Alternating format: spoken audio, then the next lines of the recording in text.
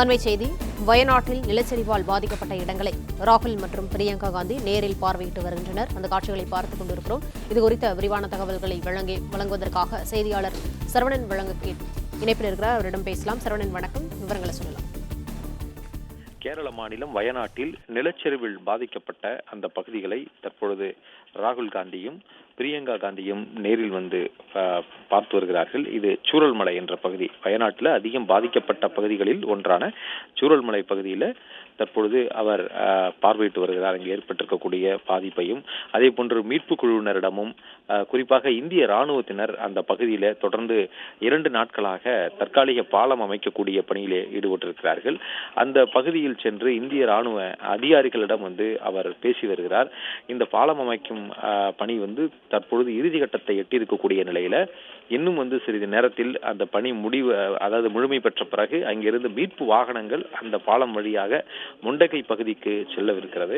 அந்த பகுதிக்கு தற்பொழுது வந்திருக்கக்கூடிய ராகுல் காந்தியும் பிரியங்கா காந்தியும் இந்திய ராணுவ அதிகாரிகளிடமும் மீட்பு குழுவினரிடமும் தற்போது நடைபெற்று வரக்கூடிய மீட்பு பணிகள் குறித்து கேட்டறிந்திருக்கிறார். ஏற்கனவே அதிகாரிகளிடமும் வந்து இந்த உயிரிழப்புகள் குறித்தும் நிவாரண முகாம்கள் எவ்வாறு செயல்படுகிறது என்பது குறித்தும் அவர் கேட்டறிந்ததாக கூறப்படும் நிலையில் தற்பொழுது அவர் வயநாடு பகுதியில் அதிகம் பாதிக்கப்பட்ட அந்த சூரல்மலை என்ற அந்த பகுதிக்கு ராகுல் காந்தியும் பிரியங்கா காந்தியும் வந்திருக்கிறார்கள். வயநாடு தொகுதியில் தான் ராகுல் காந்தி வந்து கடந்த நாடாளுமன்ற தேர்தலில் போட்டியிட்டு வெற்றி பெற்றார். 2 தொகுதியில் அவர் ரேபரேலி தொகுதியிலும் வயநாடு தொகுதியிலும் நின்று வெற்றி பெற்ற நிலையில் அவர் வந்து ரேபரேலி தொகுதியில் அவர் வந்து எம்பியாக தொடர்வதாகவும் வயநாட்டு தொகுதியில் வந்து அவர் ராஜினாமா செய்வதாகவும் தெரிவிக்கப்பட்டிருந்தது. அந்த தொகுதிக்கு பிரியங்கா காந்தி தான் மீண்டும் வந்து நிற்பார் என்றும் வந்து கூறப்பட்டு வரக்கூடிய நிலையில் அந்த தொகுதி தற்பொழுது யாரும் வந்து இதுவரை இந்த தேர்தல் அறிவிக்கப்படாமல் இருக்கிறது. ஏற்கனவே இந்த தொகுதிக்கு வந்து ராகுல் காந்தி எம்பியாகவும் இருந்தார்.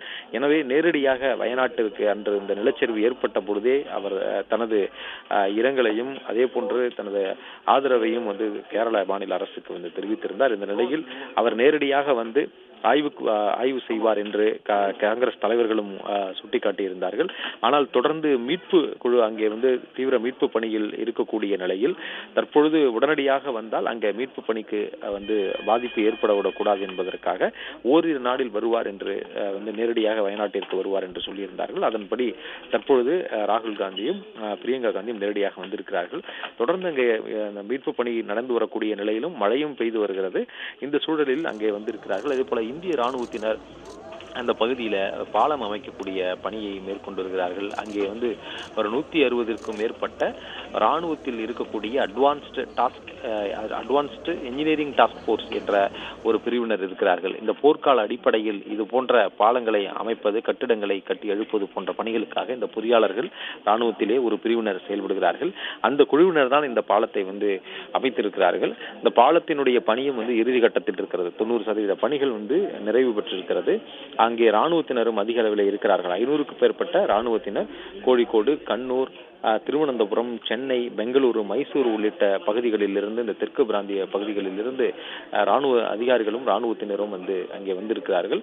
ராணுவத்தினரிடம் இந்த மீட்பு பணிகள் எவ்வாறு நடக்கிறது என்பது குறித்தும் வந்து அவர் கேட்டிருந்தார். தற்பொழுது இந்த ராணுவத்தினர் அமைத்திருக்கக்கூடிய அந்த பாலத்தில் வந்து அவர் சென்று அந்த ஆய்வு பணிகளையும் எவ்வாறு இங்கே சேதம் ஏற்பட்டிருக்கிறது என்பதை, பாதிக்கப்பட்ட பகுதிகளை நேரடியாக அவர் பார்வையிடுகிறார். உடன் வந்து அவருடைய சகோதரி பிரியங்கா காந்தியும் வந்து உடன் செல்கிறார்.